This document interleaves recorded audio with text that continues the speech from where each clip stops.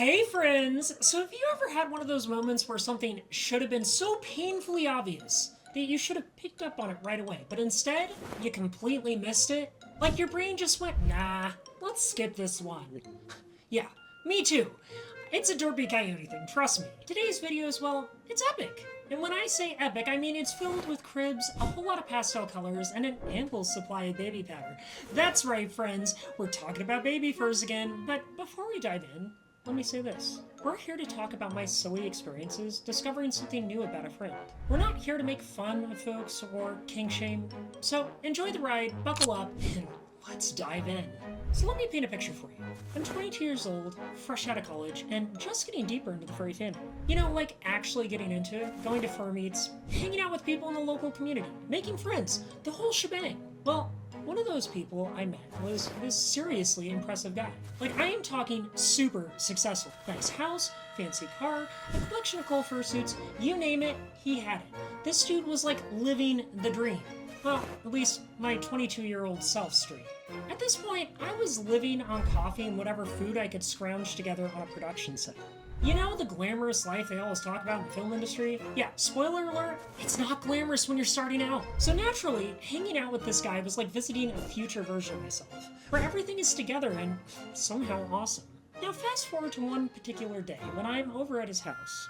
I notice a bunch of construction supplies laying out. Drywall, paint, you know, the usual I'm remodeling kind of stuff. So, being the kind of slightly naive coyote that I am, I offered to help out. Hey, you need a hand with the project, I asked? Imagining I'd be doing something like installing shelves or painting a wall. And wouldn't you know it, he takes me up on the offer. Next thing I know, I'm spending the next few weeks helping him out with remodeling his own bedroom. And look, I'm not a construction expert, but I can hold a hammer and I can totally fake it till I make it. Now, here's where things start getting interesting. So, we're putting up drywall, slapping on texture, and then we start installing wainscoting. Now, if you haven't seen wainscoting before, it's like this fancy wall accent that makes a room look like it stepped straight out of a Victorian Pinterest board. It's all looking very polished, I guess? But here's the kicker. The more we work on this room, the more it's starting to get this certain vibe. Like something about this room was just giving me nursery vibes. At first I'm like, nah, Ash, you're just imagining it. Maybe it's the wainscoting throwing you off. Who knows, right? But then we start painting the whole room in this pastel, blue, and pink. Yeah, you heard me right. Pastel, blue, and pink. Interesting color choice for a guy in his mid-30s, right? But hey, I'm not judging. Maybe he's just super into soft hues, you know? I don't know. Whatever, not gonna judge him. Now, let's get to the real kicker here. I help him assemble this bed, except wait a second. It's not just a regular bed. It's a giant crib. Like, imagine an oversized baby crib with Winnie the Pooh decals, no less. So here I am, standing in this increasingly nursery-esque room, holding a screwdriver, assembling what looks like a crib for, I don't know, like a very large infant.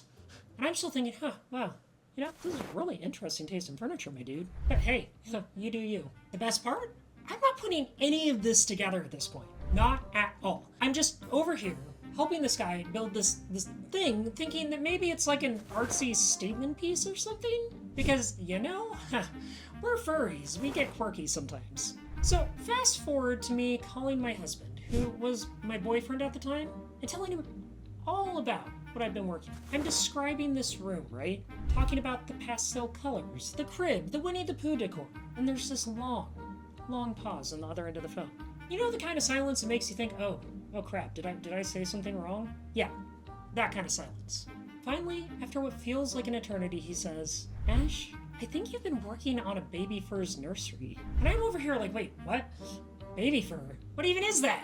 I'm 22, folks. I was stubborn and I thought I had a handle on everything that was furry. I did not. So naturally, I marched back into the room the next day with fresh eyes, determined to figure this out. And sure enough, it hits me like a ton of bricks. The sippy cups on the shelf, the stuffed animals perfectly placed on the bed, the pastel everything. Oh, and I just noticed that oversized stack of diapers sitting in the middle of the room. Yeah, it all clicks. Like, how the hell did I miss this? Then my friend, bless him, comes up to me, pats me on the back, and goes, I was wondering how long it would take you to figure it out. Like I'm a part of some elaborate riddle that's been unraveling for weeks. He chuckles to himself, and I'm standing there like, oh yeah, okay, yeah, I get it now, I think. Maybe? Do I? Help? Honestly, looking back, it was one of those moments that challenged how I saw things. I think sometimes we meet people who shift our perspective, and that's a good thing. My friend, he pushed me to see something new and different, and that's the beauty of the fandom. It's full of people with all kinds of unique interests and expressions. So what's the moral of the story?